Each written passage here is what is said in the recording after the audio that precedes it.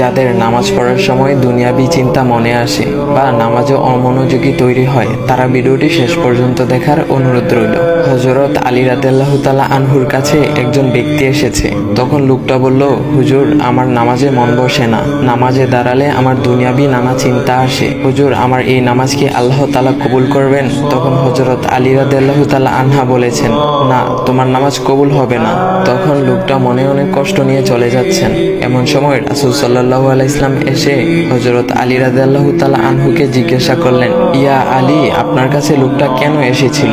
এসে দেখি মন খারাপ করে চলে গেল। কেন, কি হয়েছে আমাকে বলুন। তখন আলী রাদিয়াল্লাহু তাআলা আনহু বলেন, তিনি আমার কাছে জানতে এসেছেন যে নামাজে দুনিয়াবি চিন্তা আসলে নামাজ হবে কিনা। আমি বলেছি, না, তোমার নামাজ কবুল হবে না।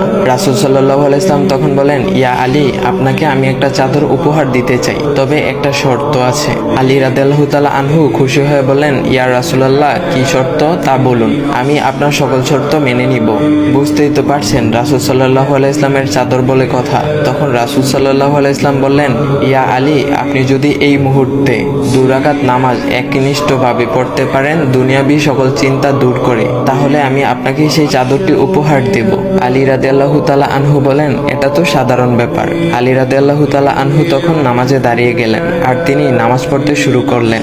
এমন সময় তার মনের মধ্যে শুধু ভাবনা চিন্তা আসতে শুরু করলো, আচ্ছা, আমাকে যে রাসূল সাল্লাল্লাহু আলাইহি ওয়াসাল্লাম যে চাদরটা দিবেন, সেটা কি ফাতিমার চাদর নাকি রাসূল সাল্লাল্লাহু আলাইহি ওয়াসাল্লামের? আচ্ছা, চাদরখানা দেখতে কেমন হবে?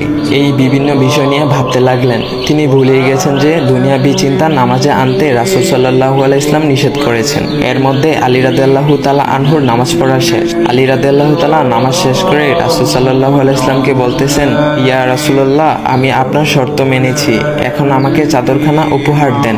রাসূল সাল্লাল্লাহু আলাইহি ওয়াসাল্লাম বলেন, ইয়া আলী, আপনি কি একনিষ্ঠভাবে দুনিয়াবি চিন্তামুক্ত ছাড়া 2 রাকাত নামাজ পড়েছেন? তখন আলী রাদিয়াল্লাহু তাআলা আনহা মুচকি হেসে বললেন, না ইয়া রাসূলুল্লাহ, আমি আপনার চাদর নিয়ে অনেক কিছুই ভেবেছি।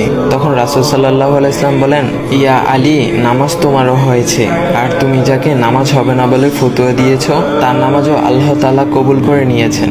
শোনো আলী, দুনিয়াবি চিন্তা দ্বারা নামাজ বাতিল হয় না, নামাজ মহান আল্লাহ তাআলা কবুল করে নেন। সকল ফরজ নিয়ম কানুন মেনে নামাজ পড়লে নামাজ হবে ইনশাল্লাহ। তবে আমাদের সকলের উচিত নামাজ আদায় করার সময় একমাত্র আল্লাহকে স্মরণ করে নামাজ আদায় করা। নামাজে দাঁড়ালে দুনিয়াবি চিন্তা মাথায় আসে, এটা শয়তানের একটা ফাঁদ। আল্লাহ তাআলা আমাদের সকলকে শয়তানের কুমন্ত্রণা থেকে হেফাজত রাখুক এবং সঠিকভাবে মনোযোগের সাথে নামাজ আদায় করার মতো তৌফিক দান করুক। সবাই বলি আমিন। চাইলে ভিডিওটা আপনি অন্যদের কাছে শেয়ার করতে পারেন, এতে অন্যদের ভুল ভ্রান্তিগুলো দূর হবে। তো গাইস, এমন ইসলামিক ভিডিও পাওয়ার জন্য ভাইয়ের আইডিটা ফলো করে দেওয়া যাও।